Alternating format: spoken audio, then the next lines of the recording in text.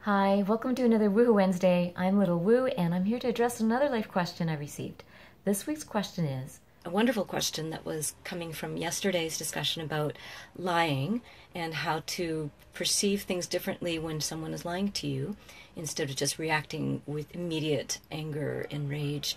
There's many different reasons why people lie, and when we go deeper to explore those reasons, we start to understand why that person felt justified to lie. Because behind every lie, there is always a sense of justification.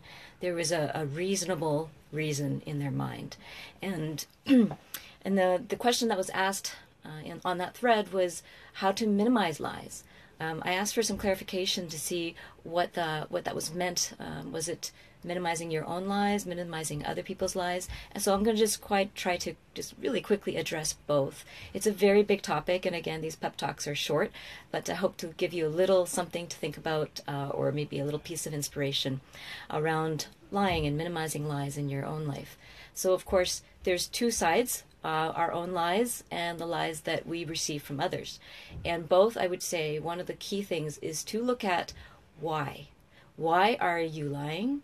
What is the pattern? I always look for patterns when I'm working with someone to see what is the dominant thread. Why do they feel compelled to tell a lie?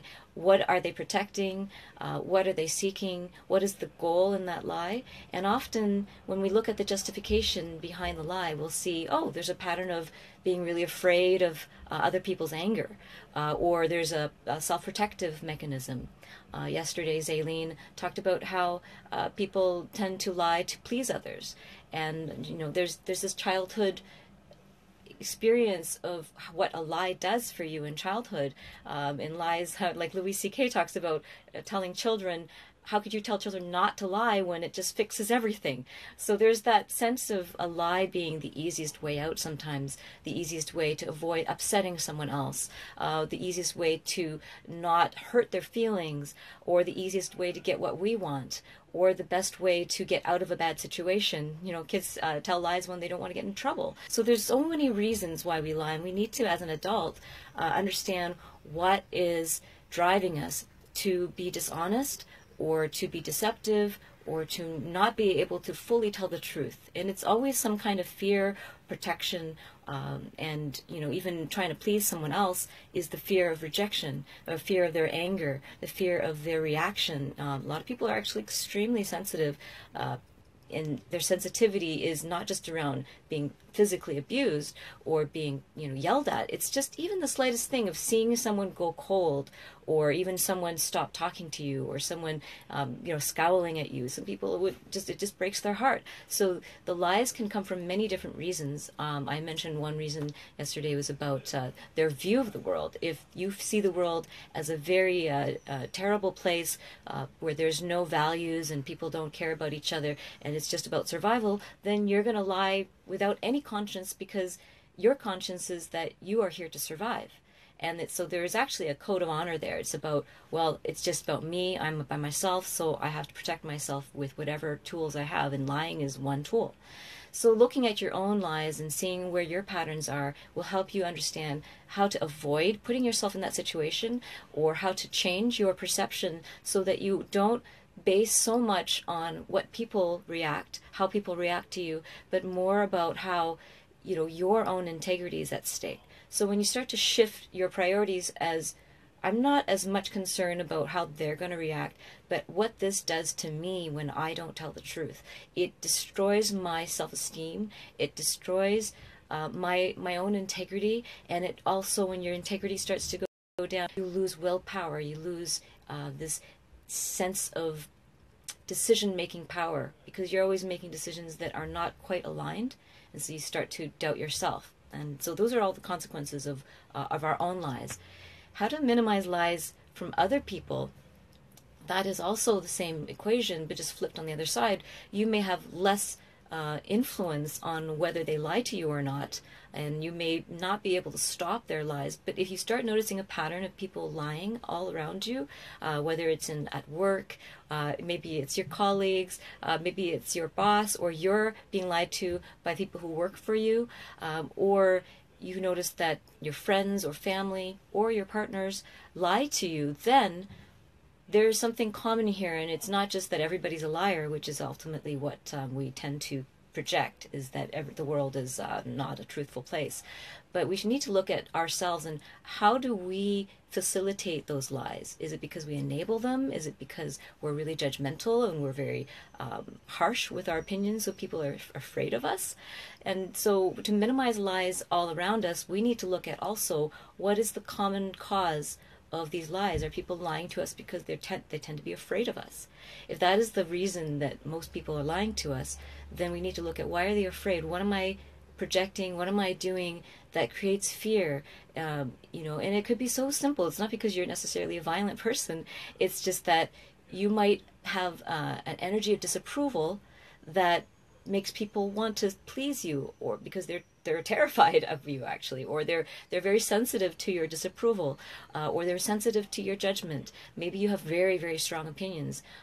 People who have very strong opinions will have more likelihood of others telling them little white lies, or even really big lies, because they're terrified of your reaction. Even if it's not physically violent, it might be emotionally distressing for someone who's very sensitive, or even just an average person who does not want to be judged. So if you are noticing a pattern of deception in your life, you need to look at some of the causes. That's just one. I mean, this is such a big topic, and I can't cover it in extreme detail in a short pep talk, but just some food for thought.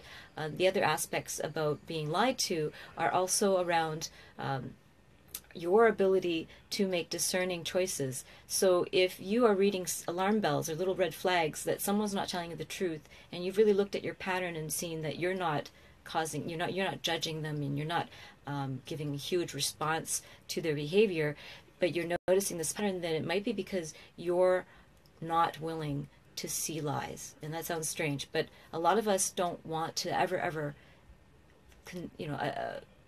even think that someone else is lying to us, because it seems very shameful to even think those things about other people. So we're used to thinking the best about people, when we want to believe in their potential, we want to believe in their goodness, and then we start to say, oh no, they've just lied to me, that I can't accept that. I can't accept that truth, because it means the end of our friendship, or the end of my good perception of them.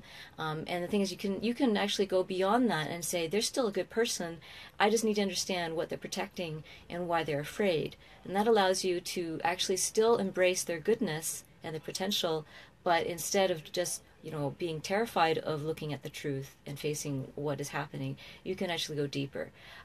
Now, so those are some angles, and I just want to address one more little thing that someone else brought up on that thread, is what if someone's lying about you in ways that are really destructive, so slander, libel, even more serious things where they're really trying to destroy your reputation.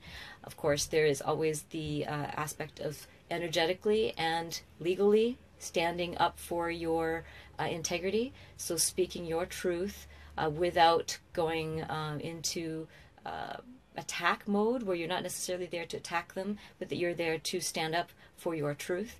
And that might involve having a legal advocate doing that with you, if that the situation is applicable.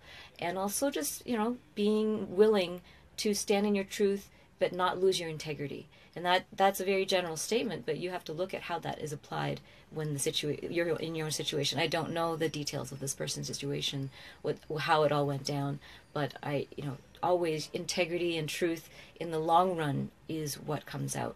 And in the short run, that person might cause some damage, but if they are vindictive enough to do that, it's something that is going to show up again and again in their life, and it's going to actually come back to them ultimately. The people who surround themselves around them are not willing to see the truth, and not willing to go beyond what that person's saying. So if ever someone comes to me and starts telling me very terrible things about another person, I will listen to them to try to understand where their pain is. I always know that there's another side to the story. I know that whoever they're talking about, I can't really know the full truth from just talking to one person. And so it takes a lot of research to understand what's going on, as you can expect in a court case, even with many witnesses. It's a very complex story sometimes, and everybody has their side of the truth. Like in the film Rashomon, they show this particular experience from multiple perspectives, and the story is told completely differently every time someone tells their story. And that's what life is like. We each have our own story. We all have a story about why we're lying, and the person who's lying to us has a good story. What am I justifying? And what are other people, what are their reasons? Why are they lying to me? And I need to do whatever I can to create a safer space for people to tell me the truth, to tell me how they're really feeling, and make them feel safe, and really create an opportunity for understanding to happen, rather than just making one person right and the other person wrong. It's really about the desire to create understanding and harmony. True harmony doesn't come from people lying to each other. True harmony comes from people willing to go deeper and willing to understand each other. Testing this Facebook Live video feed, and I'll do some more next week. I won't do it one every single day. This was an anniversary, 11 years of my new life, of really embracing a commitment to love 11 years ago. And so I wanted to do an 11-year anniversary week of videos. But I'd love to get your questions. So whether it's on this thread, you can post further down this thread in relation to this topic, or you can private message me if you have a question about your life and how you'd like to change your feeling or the way you're seeing something in order to change a pattern.